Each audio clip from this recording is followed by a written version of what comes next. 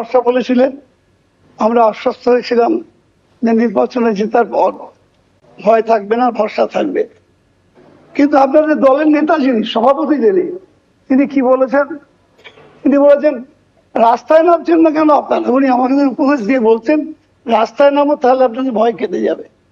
অথচ আজকে আমাদের অসংখ্য মানুষের বাড়ি ছাড়া, হাজার হাজার মানুষ আজকে বাড়ি ছাড়া হয়ে গেছে, অসংখ্য মানুষের বাড়ি ভেঙে ভেঙে পড়েছে। মুখ্যমন্ত্রীও এজেন্ডার বাইরেও অনেক কথা বললেন, আমরা শুনলাম। আবার তিনি দাঁড়িয়ে বললেন এজেন্ডার বাইরে বলার উচিত নয় বলছেন। এটা যে দ্বিচারিতা হয়ে যাচ্ছে বলে আমার মনে হচ্ছে। আমি জানি না, আমি দীর্ঘ সময় নিশ্চয়ই বলবো না, তবে এই কথা ঠিক। আজকে বলা হয়েছিল ভয় চলে যাবে, ভরসা আসবে। আজকে ভরসা নেই, কিন্তু ভয় 4 গুণ বেড়ে গেছে। বহু মানুষ ঘর ছাড়া হয়ে আছে। আজকে আমি মুখ্যমন্ত্রীর কাছে অনুরোধ করব এবং স্পিকারের মাধ্যমে সবাইকে কাছে অনুরোধ করব, যখন কথা দিয়েছিলেন ভয় নয় ভরসা, আজকে আপনারা সেই ব্যবস্থা করুন যাতে করে ভরসা ফিরে আসে, মানুষ তার নিজের বাড়িতে ফিরতে পারে। আজকে বহু মানুষকে আজকে যেভাবে এই গণতান্ত্রিক ব্যবস্থাকে বিভিন্ন পর্যায়ে এসআইআর থেকে শুরু করে কাউন্টিং পর্যন্ত যেভাবে গণতান্ত্রিক ব্যবস্থাকে ভেঙে ফেলে আমরা যেন মনে হচ্ছে কোথাও এক স্বৈরাচারের পদধ্বনি শুনতে পাচ্ছি। আমি চাই না আমাদের দেশ গণতান্ত্রিক দেশ, এই দেশে গণতন্ত্র ধ্বংস হবে, স্বৈরাচারী শাসন ব্যবস্থা কায়েম হবে। আজকে সেই স্বৈরাচারের পদধ্বনি আমরা পশ্চিমবঙ্গে শুনতে পাচ্ছি। আগামী দিনে চাইব মুখ্যমন্ত্রীর কাছে যে গণতন্ত্র যাতে প্রতিষ্ঠিত থাকে। আমরা সকলে শপথ নিয়েছি, আমরা গণতন্ত্রের নামে শপথ নিয়েছি। সেই গণতন্ত্রের নামে শপথ নিয়ে যদি এই রাজ্যে গণতন্ত্র ধ্বংস হয় এবং স্বৈরাচারের প্রতিষ্ঠিত হয়, তাহলে তার বিরোধিতা বাংলার মানুষ করতেই করবে। এই কথা বলে আমি আমার বক্তব্য শেষ করছি। ধন্যবাদ। আজকে বিধানসভায় প্রথম অধিবেশন 2026 বিজেপি সরকার আসার পর বিধানসভায় প্রথম অধিবেশন। এই অধিবেশনে বিরোধী দল তৃণমূল, সেই তৃণমূলের এক বরিষ্ঠ নেতা শোভন চট্টোপাধ্যায়, তাকে কথা বলার জন্য স্পিকার অনুমতি দিয়েছে। সেই অনুমতি পেয়ে শোভন চট্টোপাধ্যায় বলছেন যে তৃণমূল কর্মী অনেক ঘর ছাড়া হয়ে আছে, ঘরের মধ্যে তারা প্রবেশ করতে পারছে না, অনেক মার খেয়েছে, অনেকে আবার বাড়িঘর ভেঙে দিয়েছে, অনেক আতঙ্কের মধ্যে আছে তৃণমূলের কর্মীরা। তাদেরকে শোভন চট্টোপাধ্যায় মুখ্যমন্ত্রী শুভেন্দুকে অনুরোধ করে জানালেন তারা যেন বাড়ি ঢুকতে পারে। এবং শোভন দেব বললেন যে বিজেপি সরকার তো বলেছিল যে ভয় আউট, ভরসা ইন। বিজেপি সরকার আসার পরে তো বিপরীত হয়ে গেছে, তৃণমূল কর্মীরা অনেকে ঘর ছাড়া হয়ে গেছে, অনেকে ঘর বাড়ি ভেঙে দিয়েছে, অনেকে আতঙ্কের মধ্যে আছে। এখানে তো বিপরীত হয়ে গেছে, ভয় ইন হয়ে গেছে, ভরসা আউট হয়ে গেছে। এই প্রশ্ন বলা মাত্রই বিধানসভায় এক অট্টহাসি উঠে আসে। এর উত্তর মুখ্যমন্ত্রী শুভেন্দু অধিকারী দিয়েছেন। কি দিয়েছেন শুনুন। আমি বলি, হ্যাঁ বলুন। আমি শুনুন, আমি আপনার অন্য সব কথার কোনো মুহূর্তে উত্তর দেব না। প্রথমত আপনি বলেছেন মুখ্যমন্ত্রীর কাছে, সরকারের কাছে আবেদন করেছেন ঘর ছাড়াদের বাড়িতে ঢোকাতে হবে। আমার তো ঘর ছাড়া কেউ আছে বলে জানা নেই। যদি যদি যদি যদি যদি কেউ ঘর ছাড়া থাকে, আপনি আপনি মাননীয় ডিজিপির কাছে তালিকা দেবেন, কিন্তু শর্ত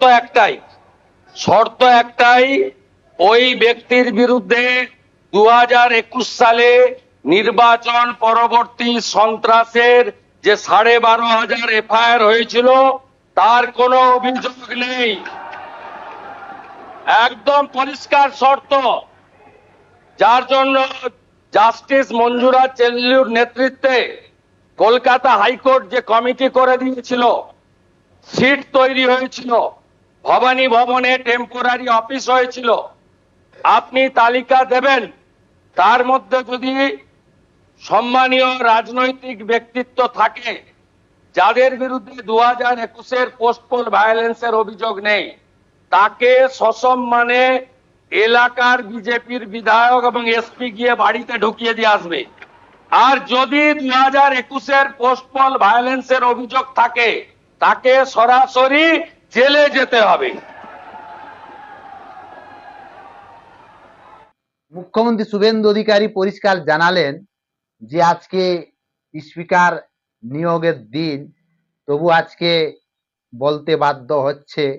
শুভেন্দু অধিকারী বললেন যে এখনো পর্যন্ত কেউ ঘর ছাড়া আছে কি নেই সেটা জানা নেই, তবে কেউ যদি ঘর ছাড়া হয়ে আছে তাহলে তাকে একটা শর্তের মাধ্যমে স্থানীয় বিজেপি বিধায়ক এবং পুলিশ আইসিওসি এসপি দিয়ে সসম্মানে তাকে ঘরের মধ্যে ঢুকিয়ে দেবে একটা শর্তের মাধ্যমে। কোন শর্ত?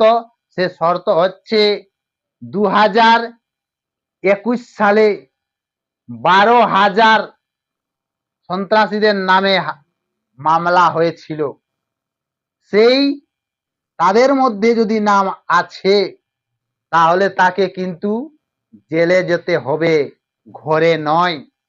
পরিষ্কার বিধানসভায় দাঁড়িয়ে শোভন চট্টোপাধ্যায়ের প্রশ্নের উত্তর দিয়ে দিলেন মুখ্যমন্ত্রী শুভেন্দু অধিকারী। এখনো ঘর ছাড়া আছে বলে কোনো খবর পাওয়া যায়নি, কারণ এখনো কেন্দ্রীয় বাহিনী, রাজ্য পুলিশ টহলদারি করছে। এরকম কোনো খবর পাওয়া যায়নি যে মানুষ ভয়ে আছে, ঘর ছাড়া হয়ে আছে। তবে যারা 2021 সালে তাণ্ডব লীলা করেছে অনেক জায়গায়, উত্তরবঙ্গ থেকে দক্ষিণবঙ্গ পর্যন্ত অনেক বিজেপিকে ঘরছাড়া করেছিল, মারদাঙ্গা করেছিল, সেই সময় 12,000 সন্ত্রাসীদের নামে এফআইআর হয়েছিল। সেই 12,000-এর মধ্যে যদি কারো নাম থাকে তাহলে তো তাকে জেলে যেতেই হবে, কারণ তারা সন্ত্রাসী। এক সময় 2021 সালে তৃণমূল সরকার আসার পরে তাহলে অনেক বিজেপি কর্মী হতে হয়েছিল, অনেক মার খেতে হয়েছিল, অনেক ঘর ছাড়তে হয়েছিল।